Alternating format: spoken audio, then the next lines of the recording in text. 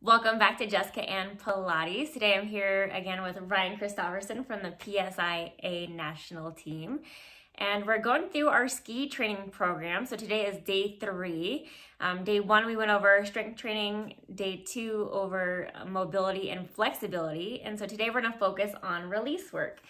Releasing the body after, making it tight and also just contracting those muscles. So foam rolling is gonna help us to increase our blood flow, circulation, and along with helping to improve our mobility and range of motion. So are you foam rolling before or after your ski day? I definitely try to foam roll, and I mean there's some days where it's just a necessity, and it's kind of gone hand in hand with my pre and post routine now, and I travel with a foam roller now, so yes. And they make foam rollers different sizes, so you can easily travel with them, put them in your bag, and even like stuff clothes in the middle if you have a foam roller that has nothing in the middle, like the one that we're gonna be using today. And then foam rolling is just a great addition to your daily routine. Sometimes we wait to start to foam roll until our bodies hurt, but if you're being a little bit more proactive, you'll find a lot more benefits within your ski day by incorporating foam rolling more often. So let's go ahead and get rolling. So today we're going to be using a trigger point grid foam roller, and like I said before, you have this space in there so you can easily, take this with you, and no matter where you go, you can stuff, some neck warmers, extra ski socks in there, whatever you need to. So no excuses to skip out on the foam rolling. And we're going to basically be working our way up from the feet up. So I'm going to have Ryan go ahead and place your right foot on, and then just roll forward and back, kind of from your heel to midfoot. So we're going to do 2 different zones here, so heel to midfoot. And if he leans into the foam roller, you can create a little bit more pressure, depending on how that feels for his body. Or even feel free to hold on to something for balance as well. So go ahead and hold into a kind of a tight spot, and then just go side to side with your foot just to get in a little bit deeper into those knots, releasing out some tension. And then let's go forward and back on that top part of your foot now, so about midfoot to the toes. And if you want a little bit extra work when you're using foam rolling or releasing your feet, you can always use more of a smaller ball. Trigger point has some balls, but you can also use like a lacrosse ball, tennis ball as well to help release the feet and get a little bit more mobility in there. And this is also great for kind of increasing that range of motion within our ankle joint as well. So let's just roll forward and back through the whole foot, heel to toe. Finding little tight spots in there? Yes. Inside. Yeah. And make sure you get to the big toe side of the foot and the pinky toe side of the foot, along with going down the middle of the foot. And let's go ahead and just do that to your left side. So same thing. So about heel to middle of the foot. And if you hinge yourself forward and lean into that roller, you're going to be able to create some more pressure. So just whatever might feel appropriate for your body today. And of course, if you're in those ski boots, you know how tight those are around your feet. So it's super important to release them. And by releasing our feet can also help to improve our balance and our stability. Okay. And so next we're going to go ahead and come down to the mat. So I'm going to have you come to a seated position. You can just face towards me with your legs out in front of you. And we're going to go through your calf muscle to help improve our range of motion. So go ahead and just lift your legs up and place both calves on the foam roller. You can always do this one calf at a time. That's going to create some more pressure. But starting at the lower portion of the calf, so just above the ankle to about mid-calf. And you can see he has his hands behind him, lifting up. If that feels too intense for you, you can also just do one leg at a time and roll bend the knee to reach the leg back and forth. Or if you have some type of box that you can place behind you, you can place your forearms up on it as well. And relax your feet, yeah. And then so about just the lower calf area, once you find a knot, just windshield wiper those legs side to side. And they can go the same direction, or they can each go on their own. Good. Keeping the toes a little relaxed. If your foot is flexed, that calf muscle is going to be a little bit more activated, so keep those toes just slightly pointed so the calf muscle is not completely turned on. And then we'll do your upper portion of the calf, so about mid-calf to right below the knee. Just try not to roll behind the knee. And roll forward and back about 4 times. And then hold stable, find that knot, and let's do that windshield wiper again. A little tighter on one side than the other. Yeah. And so if you do notice one calf is a little tighter and you want to create some more pressure, you can take your left ankle and actually just cross it over the right and then lift yourself up and roll forward and back. But if that could be too intense because you are creating quite a bit more pressure and those calves, they get knotty and we want to release them. We want our calves to be mobile and flexible. If our calves are overly tight, it can actually prevent your butt from properly firing, and our butt does help to move the legs.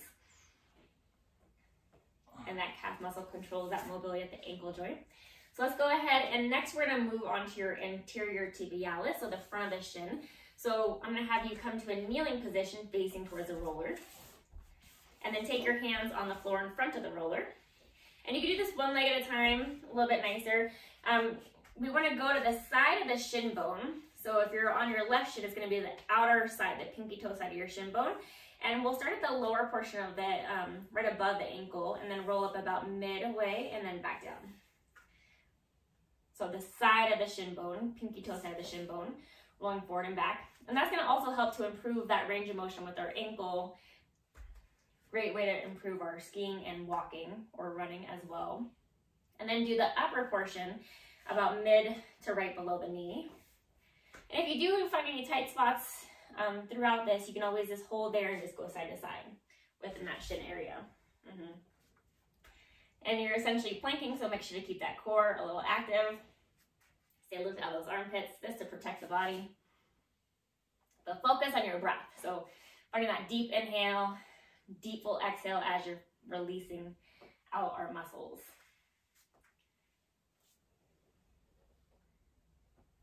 And then when you're ready, you can switch over to the other side. How does that feel on the front of the shin? Feels good. Do you feel some tight areas? Upper part of my shin more than the lower. Yeah, and take notice where you're tight. Is it more towards the top, the bottom, maybe the whole entire area? And that can be affected by the way we're walking as well. So if you're always turned out to the pinky toe or big toe side of the foot when you're walking or standing, that's going to also create some more tightness through the front of the shin. And again, always good to start from that lower portion to about mid. Find some knots. You can roll forward and back 4 times. Find those knots, roll side to side. And then that upper portion, about mid shin to upper shin, right below the knee, just not onto the knee joint itself. And do that same thing 4 times, up and down, and then roll side to side to just release out any little tight spots. And then once that feels pretty good, let's just take that roller out in front of you.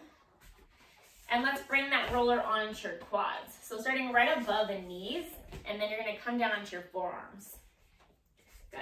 And I like to do about right above the knee, so about mid-thigh. Ziggy's going to stretch his way out of here. So right above the knee to about mid-thigh. Do that about 4 times, and if you find that knot, hold still, bend your knees 4 times. Before you bend the knees, try to just let yourself just melt and relax into that roller, which can be challenging, and then bend those knees. Because as you're bending, you're going to release those knots. And then we'll move up to that upper portion when you're ready. So about mid-thigh to upper thigh, rolling forward and back about 4 times. And keeping that core just a little active because essentially we are still in that plank, lifting out the armpits, focusing on the breath. When you find that knot, you can bend those knees 4 times. And you can always do 1 thigh at a time too, so if, depending on your roller, whether you have one that's a little bit longer or the same size as this grid roller, feel free to do both or 1 at a time.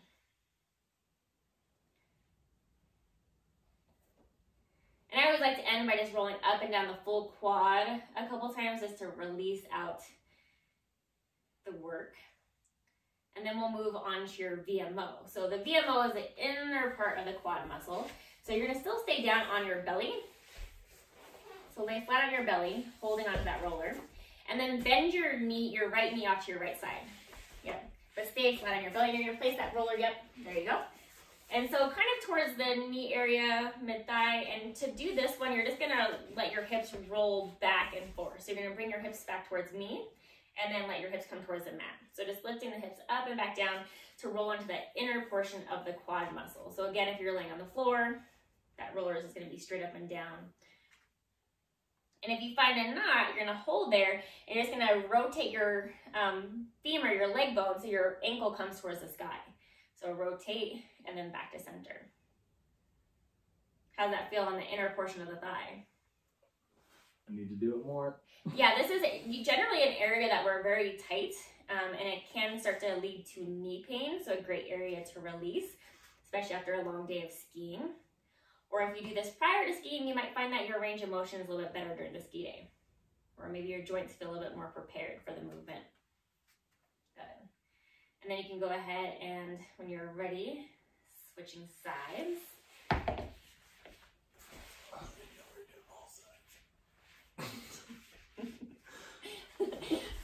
Releasing both. So yeah, again, just letting your hips roll forward and back.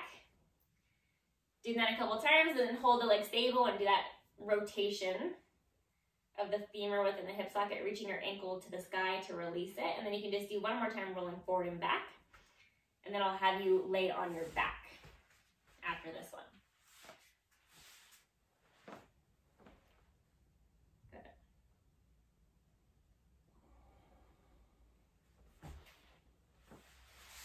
All right, and then come onto your back. Lay flat with your knees bent, feet flat on the floor, holding that roller with your hands. I want you to lift into a bridge and then take that roller underneath your glutes. And kind of towards that top meaty portion of your glutes, and let your hips release down. We're gonna do a couple things here to release the glute, and then we'll move over to the psoas. So I'm gonna have you just lengthen your right leg out to straight and keep it on the mat. So let it relax down, don't hold it up. And then now take your left leg up to tabletop. Good. And you can take your right hand onto your left knee, and you're gonna rotate your body towards me, and then come back to center. And if you need to adjust yourself on the roller, feel free to do so. So you're rolling over that straight leg, that glute side towards me, and then back to center. Deep in the breath. And do that about 2 more times, and then we'll switch sides. And before you switch sides, you can also come to center, and this could be, so keep that leg lifted, hold onto that leg with your right hand, or both hands. And then try to keep that right leg nice and relaxed and long, and that's also a great way to open up your hip. You can even take your right hand, so same as a leg that's extended, to get a bigger opening through your front body. How's that feel? Good. Good. And let's go ahead and switch sides. So carefully bring your hand down, foot down. Take that right knee up to tabletop. Adjust the roller so it's underneath the left glute. And then hold on to that leg with your left hand. And then rotate towards your straight leg, and then back to center. So just rolling through the top portion of that glute. Releasing our rotator muscles. When you're skiing, you're moving those femurs, the leg bones within your hips. So we're going to also release those muscles, helping us to move better. Good. And you can come back to center, and then just grab that leg with both hands. Yep. And just feel the length of the left leg, the leg on the mat, and then maybe even take your left arm and reach it straight overhead to find that nice big opening through that whole front body, through the quad, the hip flexor, psoas, abdomen. Good. And then slowly come back down. So now adjust your hips so you're centered on that roller. And you can do this one leg at a time if both legs does not feel good for your back, but otherwise let's try to see if we can straighten both legs out on the mat. Good. And so this is a nice way to open up through that psoas and abdomen. You can even hold here, for a couple minutes, depending on how it feels on your body. Just making sure you're not feeling any back pain. And then you can also play with the rotation of your femur. So rotate internal and then external, and see if that changes the stretch for you. And holding wherever you might feel a little bit tighter. And you can also reach your hands overhead if that doesn't feel like too much pressure for your body. And now you're getting a big, deep opening through that whole front body.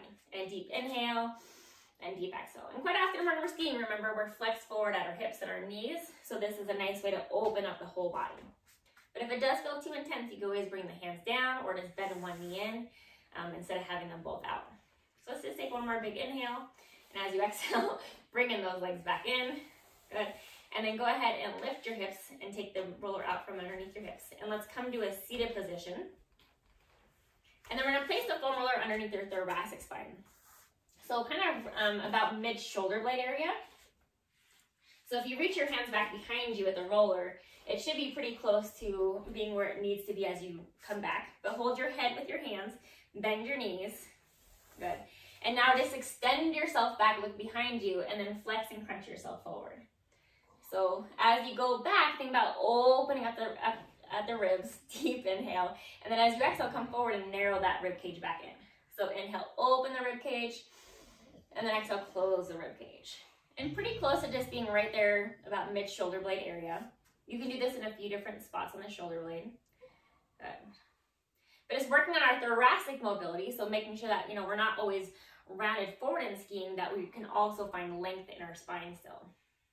And you can hold about midway, so kind of in a straight line with your torso, and then just lean side to side. So side bend, side to side, like you're a mime stuck in between two pieces of glass.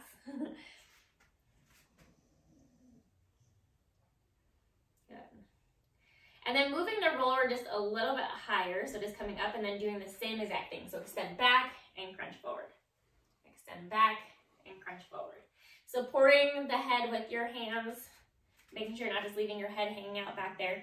If you draw your elbows in more narrow though, or you cross your arms in front of you, as long as your neck feels comfortable, you're gonna spread your shoulder blades away from each other. So you're gonna get some tight spots right there underneath the shoulder blade or in the middle of the shoulder blade area. And then side to side. And to finish this off, I like to just do a full roll of that area, only through the shoulder blade. So hold the head now, press into your feet, lift your hips up, and roll back. And then roll down your shoulder blade as you look forward. Watch out for the hood. Good. So roll forward and back, using your legs. Good. And we'll do 2 more of those. And then we're just going to finish with a little neck release. So go ahead and bring the hips down. And then, so the roller is kind of right there at the base of the skull, right below your hairline. And I'm just going to have you pretend like your nose is the tip of a pencil and look to your left, center, and then right and center. So just slowly moving the neck side to side, focusing on the breath. And then one more time each side, and then hold over to your left, and then just draw a small circle with your nose. Small circle. Like your nose is the tip of the pencil leading the way, and then slowly reverse that direction. Once you feel even, take your time as you bring your head to the right, and then do the same thing. Small circle with the nose. Focusing on that deep connection of the breath, and then reverse it, go the opposite way. And then just moving that neck side to side, left to right.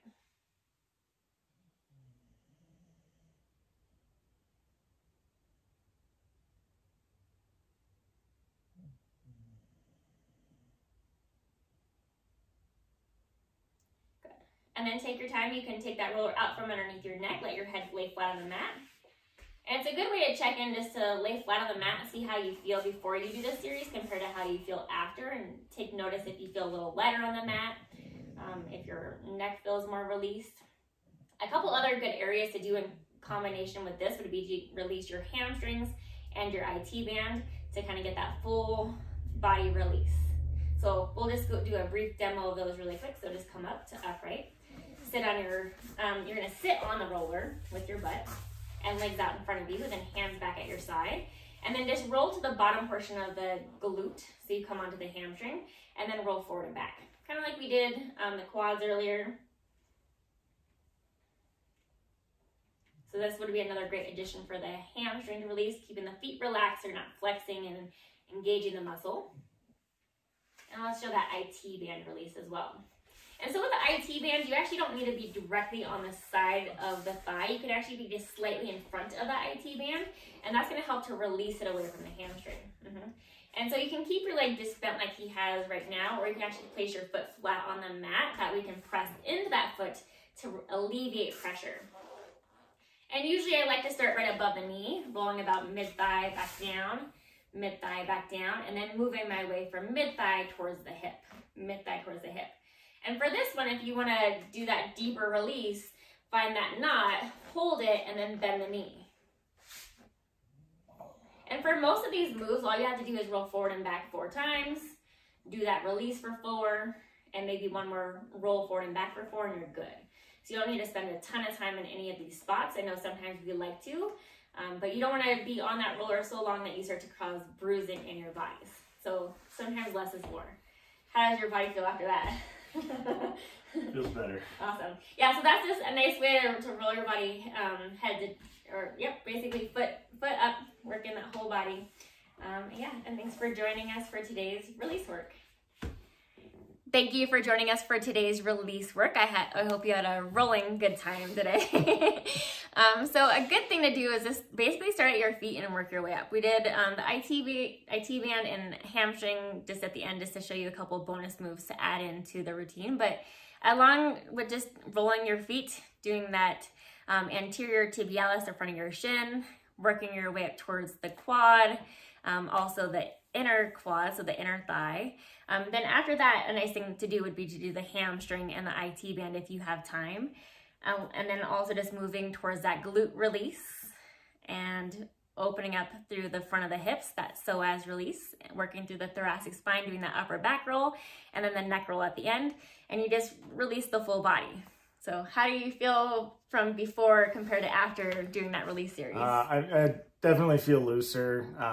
You know, and when I first got my first foam roller, like all I knew how to do was the IT band and the hamstrings. I felt like that's what all my ski friends were doing. Yep. But I mean, I'd say like the biggest change for me after doing some release classes was really like starting with the feet. And I mean, we just, we clench in our ski boots and I never knew how tight I was there. And so, I mean, starting with the feet and actually working my way up, like I realized that by the time I got around to doing my IT and my hamstrings, they weren't nearly as tight, just having released my calves and my shins and my feet, like, and then, like, I don't know about you guys, but traveling or sitting in cars all day, or, the weight of the helmet and stuff that we have to wear, like my neck. So, I mean, just working my way all the way up. And I mean, these are things where when I have just like spots that might be bugging me, like now I can just, like, oh, my neck's a little sore, so I can go and, watch a TV show and foam roll it out, and I feel amazing at the end of it. So,